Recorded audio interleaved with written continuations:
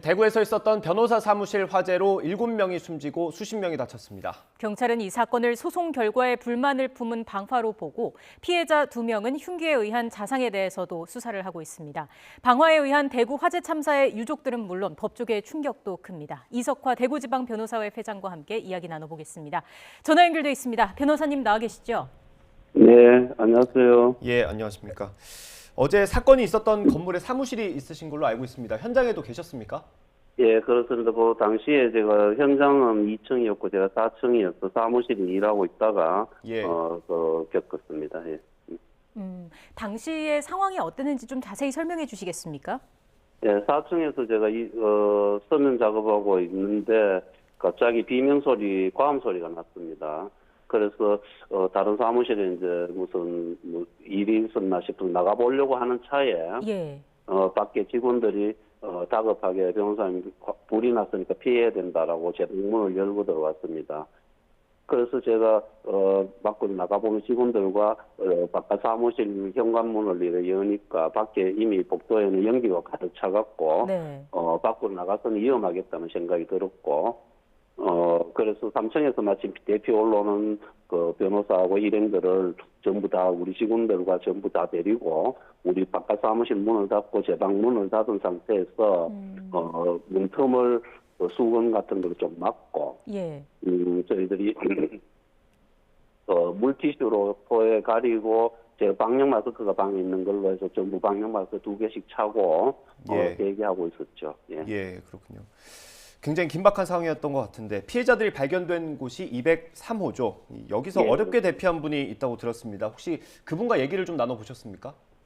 그분과 직접 얘기를 나누지는 못했고요. 그분이 대피하고 난 다음에 경찰분하고 현장에서 이제 간단한 이제 조사를 하는 중에 제가 옆에 있어서 그분 얘기하는 거 듣고 이렇게 상황 파악을 하고 했습니다. 예. 예, 당시 상황을 어떻게 묘사를 해주시던가요?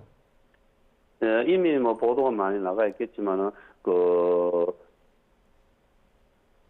입구에서 이제 불이 났고 이분이 몰라서 이제 보니까 옆방에 대피를 하니까 옆방에서 이제 불길이 번지오고 또 자기는 이제 위험도를 느끼고 불길을 뚫고 그냥 탈출을 했던 거고요.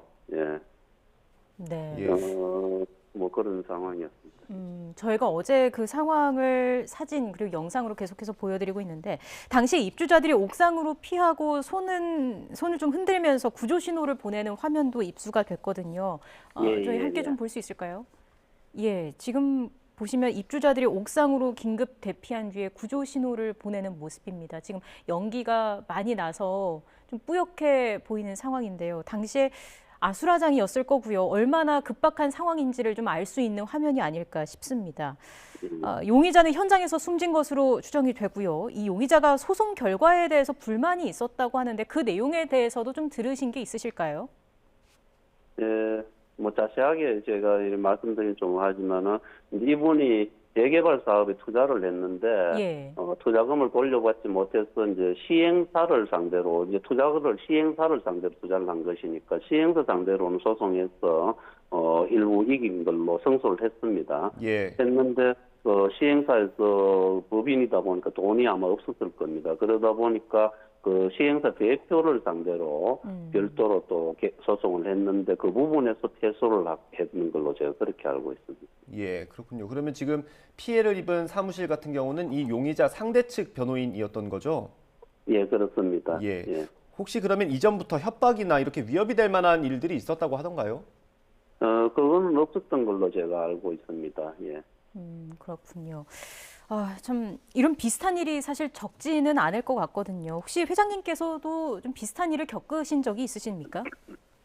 뭐 직접 겪는 그런 일은 없었고 사실 이런 문제는 우리가 법조 주변에 여러 차례 있었죠. 예. 매년에 한 건 정도씩은 쭉 있어 왔던 건데 사망 사고라든지 이렇게 큰 사고는 없었고 감금을 했다든지 흉기로 위협했다든지 뭐 이런 사건들이 있었고 최근에는 2015년도에는 이제 조금 약간 큰 사건이 그 변호사님이 이제 그 이혼 부위에 이제 커터 칼로 이제 다친 사건도 있었고요.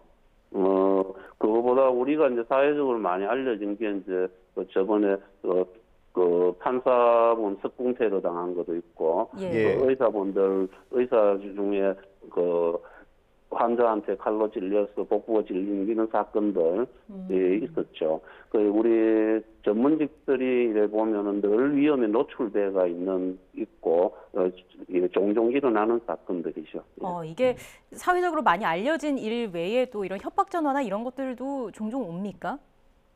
그런 거는 뭐 변호사들이 많이 겪을 겁니다. 겪지만은 대부분 변호사들은 이제 또 그분들하고 얘기를 대화를 통해서 이제 모든 게 해결이 되고요. 예. 보통 경우는 그렇게 이제 대화로서 다 풀어나가죠. 예. 사실은 이게 너무 어떤 특정 일을 자주 겪으면 내성이 생긴다라고 하기도 하는데 이게 너무 무서운 일이고 좀 쉽게 내성이 생기기가 쉽지 않을 것 같습니다. 어떠십니까? 내성이라고 하니까 굉장히 당황스러운데, 우리 법조계 지금 종사하는 변호사들이나 우리 지역의 이제 변호사 사무실 사무직 직원들이나 굉장히 지금 큰 충격을 받았고, 네. 굉장히 극심한 정신적인 트라우마를 겪고 있습니다. 그래서 이제 그 트라우마를 어떻게 치료해 나갈 건가에 대한 이제 그 우리가 예비책도 마련하고 대구시 의사회하고 긴밀하게 협조를 구하고 있습니다. 예. 네. 어쨌든 변호인들은 그 의뢰인들의 마음을 헤아리기 위해서 좀 많은 노력을 하고 있을 텐데 이런 일이 발생하면 많이 허탈하기도 하고 두려우실 것도 같습니다. 변호사들의 안전을 담보하기 위한 방안도 필요해 보이는데요. 협회 차원에서 좀 강구하고 있는 게 있으실까요? 예, 이런 대한변호사협회와 우리 변호사뿐만이 아니고 전문직에 종사하는 모든 분들이 고민하는 부분인데 시설적으로 그걸 방비하는 방법은 변호사나 의사들이 굉장히 힘듭니다. 직접 대면을 늘 해야 되는 직업이기 때문에요. 힘들어서 지금 이제 의사회하고 우리가 이제 얘기하고 우리가 생각해 볼 수 있는 거는 사회 전체적으로 이제 어떤 법원에 대한 불신, 전문직에 대한 불신 이런 풍조들을 어떻게 이게 회복해서 권위를 회복해 나가고 신뢰 사회로 만들어 나갈 거냐 하는 게 굉장히 중요하리라고 생각합니다. 그리고 어떤 힘들어하는 모든 분들이 자연스럽게 상담 치료나 이런 정신과를 내방해 치료를 받고 하면서 그분들 치유될 수 있도록 우리 사회 전체를 정상화 만들어 나가는 사회 시스템이 필요하지 않을까 그런 생각을 하고 그런 쪽에 저희들이 이제 치중하고 있습니다. 예.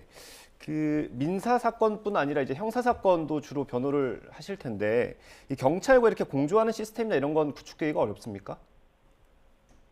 그렇다 하더라도 어느 분이 이래 위험한 사람이다라고 우리가 늘 이렇게 감지하고 그분들 경계할 수는 없지 않습니까? 예. 예, 그래서 그런 부분이 사회적으로 우리 그 범죄 피해자들을 보호하는 제도도 지금 굉장히 잘 갖춰져 있고 한데도 전문직 종사하는 분들을 어떻게 보호할 거냐에 대한 거는 그런 거에 대한 연구나 시스템은 아직 없는 걸로 없다고 보시면 됩니다. 예. 네.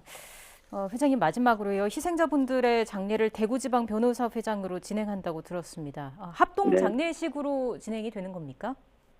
예, 그렇습니다. 합동 분향소를 저희들 설치를 하고 개별 또 유족들은 또 따로 이제 분향 조문실을 운영하면서 우리는 또 합동 분향소를 이렇게 운영하는 그런 형태로 하려고 합니다. 네. 희생자들의 명복을 빌겠습니다. 또 변호사들의 안전이 담보되는 방안도 하루빨리 마련이 되기를 바라겠습니다. 예. 지금까지 이석화 대구지방변호사회 회장과 이야기 나눴습니다. 회장님 오늘 말씀 고맙습니다. 예, 감사합니다.